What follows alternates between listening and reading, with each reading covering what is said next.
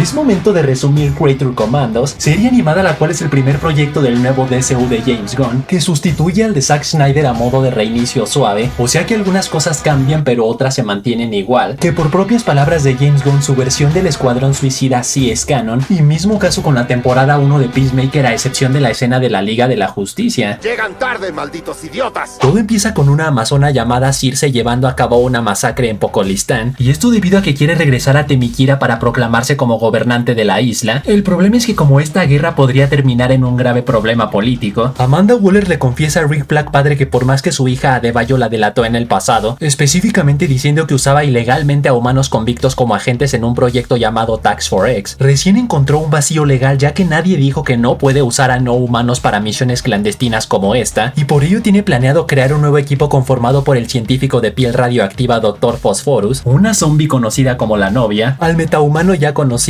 Whistle, un androide creado desde la Segunda Guerra Mundial llamado G.I. Robot, una científica anfibia llamada Nina Mazurki, y por último le dice al propio Rick que lamenta la muerte de su hijo, pero lo necesita para liderar a esta bola de inútiles. Un montón de inútiles. Así que después de una espectacular intro al ritmo de la canción Moliendo Café, la Tax 4M vuela a Pokolistán para instalarse en el castillo de la princesa Ilana Roskovich, a quien tienen asignado proteger con su vida de la amazona Circe, belleza la cual resulta ser más fácil que la defensa del Manchester City, ya que en la primera noche le propone a Rick desflemar el cuaresmeño, mientras que la novia por su parte se escapa para visitar la mansión Frankenstein, y de ahí nos vamos al capítulo 2, el cual empieza con un flashback del año 1831 precisamente en la mansión Frankenstein, donde Eric Frankenstein obliga a su creador Víctor a crearle una esposa o de lo contrario asesinará a la suya, por lo cual Víctor rápidamente une varios fragmentos de mujeres descuartizadas en un solo cuerpo, dando así vida a quien ahora se le conoce como la novia de Frankenstein. Esa cosa ni sentimientos tiene. El problema es que al nacer la novia no se enamoró de Eric sino más bien de Víctor, y como días más tarde los descubrió despeinando a la cotorra, Eric sumamente dolido descuartizó a Víctor frente a los ojos de la novia, por lo cual la minita furiosa le reventó todita su mami, quemó la mansión Frankenstein hasta los cimientos y huyó para intentar tener una vida normal, mientras que Eric por su parte pasó siglos y siglos intentando enamorarla, por lo que de regreso al presente, mientras la novia recordaba los bellos momentos que pasó junto a Víctor en la mansión, ¡pum!, es interrumpida por Circe para enseñarle quién manda, amazona la cual usa su magia para convertir los brazos de la novia en globos de fiesta y de esa manera dejarla al borde de la muerte, y de ahí nos vamos al capítulo 3, el cual empieza con un flashback de G.I. Robot recordando cuando su escuadrón fue acribillado por un grupo de nazis, por lo cual este furioso les agujeró la garganta, les dejó los intestinos de fuera y les partió la columna en dos. La cuestión es que a pesar de que la Segunda Guerra Mundial ya había terminado, el asno constantemente confundía a inocentes con nazis y por lo tanto terminó encarcelado en la prisión de no humanos de Argus. ¿No te da vergüenza?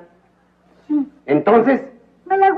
Y de regreso a la actualidad, los Creature Commandos quedan perplejos al darse cuenta que Circe no le dio matatena a la novia sino la dejó vivita y coleando, por lo cual rápidamente llegan a la conclusión de que fue una trampa para que descuidaran a la princesa Ilana, así que rápidamente regresan en rescate de la belleza, donde Rick tiene la brillante idea de decirle a G.I. Robot que todos los lacayos de Circe son nazis para que los masacre épicamente, pero al final más bien quien termina masacrado es él debido a que Circe le voló los circuitos, por lo cual Whistle sumamente dolido le rasga hasta las entrañas, mientras que Dr. Phosphorus le hace un enorme tatuaje con su radiación. Y de ahí nos vamos al capítulo 4, el cual empieza con la belleza amazónica siendo llevada ante Amanda Waller, a quien intenta convencer de que ella no es la villana de la historia, al mostrarle una visión clarividente de la princesa Ilana aliándose con Gorilla Grodd para provocar la Tercera Guerra Mundial, pelotudo el cual en los cómics obtuvo habilidades telepáticas y psíquicas tras exponerse a un meteorito que cayó en África, y en cuanto a su alianza consiste en ambos apoderarse del mundo empalando a todo a quien se oponga ante ellos, víctimas entre las cuales vemos a Superman, Wonder Woman, Batman, Supergirl, Hawkgirl, Peacemaker y el Flash de Wally West entre otros brutos. No puede ser. Y como la doctora McPherson experta en Themyscira valida que efectivamente Circe es una telépata, Amanda inmediatamente ordena a Rick Flag regresar a Pokolistán para metérsela a la princesa por atrás, pero esta vez no de forma candente sino se refiere a literalmente asesinarla, solo que como el ruco está bien enamorado de la belleza, se niega a hacerlo e incluso regresa a toda velocidad para advertirle del peligro en el que se encuentra, camino durante el cual ¡pum!, ¡pum!, es emboscado por Eric Frankenstein, quien odia a Rick con todo su ser debido a que cree que le quiere chapulinear a la novia, por lo que después de unas piñas por aquí y unas piñas por allá, Rick le explica que no tiene nada que ver con la novia, sino de quien está enamorado es de Ilana, así que Eric, conmovido por tal historia de amor, demuestra ser en el fondo un alma bondadosa y le ofrece ayudarlo a salvar a la princesa, episodio el cual termina con un flashback de la comadreja Whistle, quien al infiltrarse a una escuela para jugar a la pelota con unos squinkles, es acusado por el conserje ante la policía creyendo que es un hombre lobo. El problema es que al conserje sacarse el rifle para asesinarlo, accidentalmente dispara a un tanque de gasolina y la escuela hace kaboom, explosión en la cual mueren todos los niños excepto una. El problema es que al Whistle intentar salvarla, los neandertales de la policía creen que más bien quiere devorársela, así que los rocían de balas provocando que la niña quede atrapada en los escombros y por lo tanto muera. Pero lo peor de todo es que actualmente Whistle es culpado por la muerte de los 27 niños, a pesar de que él no tuvo nada que ver. Me juzgan sin siquiera conocerme. El capítulo 5 es corto pero va directo al grano, en el cual por un lado tenemos al asistente de Amanda, John Economos, nombrando a la novia como la nueva líder de los Creature Commandos, quienes reciben la orden de adentrarse a Pokolistán para darle matatena a la princesa, y por el otro tenemos a Rick y Eric espiando a la doctora McPherson, ya que tienen sospechas de que como una simple doctora humana es capaz de validar que Circe es una clarividente, y vaya que sus sospechas tenían razón, ya que al infiltrarse a su casa descubren que la verdadera doctora está bien tiesa, y quien robó su identidad es un cambiaformas llamado Clayface, adefesio el cual en los cómics tuvo un accidente químico con arcilla, por lo que ahora tiene la habilidad de moldear su cuerpo en lo que él quiera, y como este sí es un villano nivel Liga de la Justicia, al descubrir a Rick rápidamente le mete el baile de su vida, le aplica una tumba rompecuellos y lo finiquita con un ajuste de actitud, por lo cual Eric llega rápidamente en su rescate conectando a Clayface a la electricidad para hacerlo chicharrón, pero lamentablemente ya es tarde y Rick aparentemente muere por las heridas letales, aunque al menos está descansando en paz junto a su hijo Rick Flag Jr. Peacemaker, vaya broma. El capítulo 6 empieza mostrando que Rick no estaba muerto sino andaba de parranda. El problema es que Clayface lo dejó sumamente herido con la columna rota, en coma y con Amanda Waller sumamente preocupada por saber qué pasó. Y para acabarla de joder a los Creature Commandos también les está lloviendo sobre mojado, ya que mientras intentan escapar de los caballeros de Pokolistán no les queda de otra más que separarse, con Dr. Phosphorus irrumpiendo en una casa donde se hace amigui de una mocosa. Luego Whistle por su parte es acorralado por una manada de lobos, pero aplica la de la piedra invisible para convertirse en líder del grupo. Y por último la novia y Nina se refugian en un burdel lleno de minitas candentes, quienes amablemente les ofrecen esconderlas del ejército pokolistaní, pero en eso ¡pum!, de la nada llegan dos metahumanos llamados Paddy y Brian Cry con la intención de azucarar el churro, solo que al tratar a las bellezas como todos unos patanes, la novia dice no durante mi turno y les mete un balín en todita la cholla, luego les fractura el antebrazo y por último les arranca el corazón con sus propias manos. Obviamente está loca.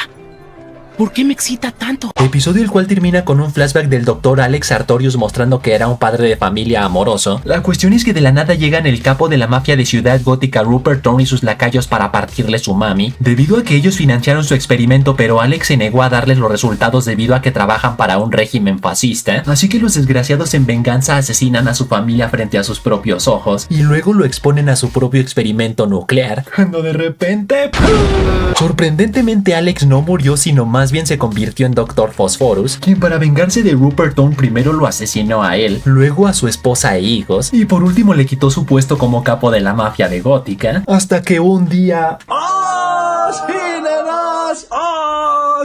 fue detenido nada más y nada menos que por el Caballero de la Noche, y por ello terminó en la prisión para no humanos de Argus. Esa es una historia de origen brutal. El capítulo 7 y final empieza con un flashback de la infancia de Nina, quien al haber nacido con los pulmones fuera de su cuerpo y tener dificultades para respirar, su papá, el científico biogenético Edward Mazurki, le diseñó un respirador de metal, solo que al su mamá Lily decir que eso no era calidad de vida y que Nina sufría demasiado, el asno tuvo la brillante idea de experimentar con ella, pero en eso ¡pum! Accidentalmente le salieron branquias cual pescado y quedó destinada a respirar bajo el agua, mutación la cual, como era de esperarse, le generó mucho bullying en la escuela, por lo cual Nina devastada decidió abandonar a su papá para irse a vivir a las alcantarillas. Pero si creen que eso no es suficiente sufrimiento, como su presencia aterró a los ciudadanos de Star City, la policía la capturó y se la llevaron prisionera, arresto durante el cual su papá trató de defenderla, pero la policía le disparó frente a los ojos de Nina. Qué desgarradora y melancólica historia. De regreso a la actualidad, casualidad la novia, harta del acoso de Eric, le dispara en todita la torre hasta dejarlo más duro que un bolillo, y luego junto al resto del equipo se escabulla al castillo de la princesa Ilana para darle matatena. El problema es que como está totalmente protegida por sus guardias mientras se echa un chapuzón, la novia tiene la brillante idea de que Nina use sus habilidades marinas para darle cuello, solo que mientras esto sucedía, Rick Flag por su parte despierta y le confiesa a Amanda que cayó en la trampa de Clayface, así que la ruca rápidamente intenta evitar el asesinato de la princesa para evitar una guerra con Pocolistán, por lo que de regreso con la minita, cuando Nina está a punto de metérsela bien sabroso por atrás, ¡pum! A Whis se le vienen unos flashbacks repentinos de la niña que intentó salvar pero murió en el intento, quien al ser físicamente idéntica a la princesa y por lo tanto recordarle a la niña, se dirige a salvarle el trasero, lo cual le permite a Ilana darse cuenta del peligro en el que se encuentra, así que le voltea la jugada a Nina y la acuchilla en la panzota hasta convertirla en sushi, escena la cual deja totalmente devastada a la novia, pero para rematarla justo en ese momento recibe una llamada de Amanda para decirle que cometió un error y por lo tanto la muerte de Nina fue en vano.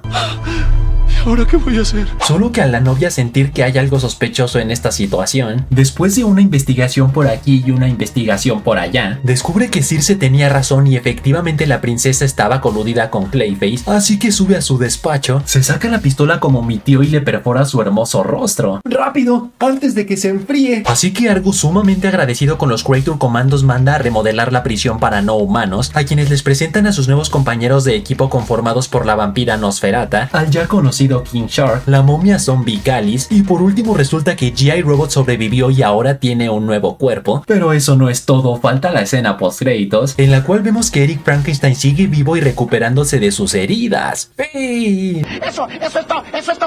todo, amigos. Y así que hasta ahí, chavales, hasta ahí. Tú pon en los comentarios qué calificación le das a esta serie del 1 al 10. Y recuerden que pueden seguirme en Instagram, donde subo noticias y tarugada y media. Y saludos para JC García, Dipsy Horror, Jefferson Reina, Chucho Córdoba, Joshua Design, Abdon La Hora, Matías Conde que dice: Gwen, tu mamá te dice que te comprará un Play 5 si apruebas el año. Así que tú lo apruebas, pero con 6. No importa si ganas por mucho o por poco. Ganar es ganar. Y Cueva Santana que dice: saquen su lubricante, frikis, esto se pondrá bueno. Saquen su lubricante, frikis. Esto se pondrá bueno. Así que ya saben, manténganse fuertes, sueñen en grande, rápanla duro y nos vemos en la próxima.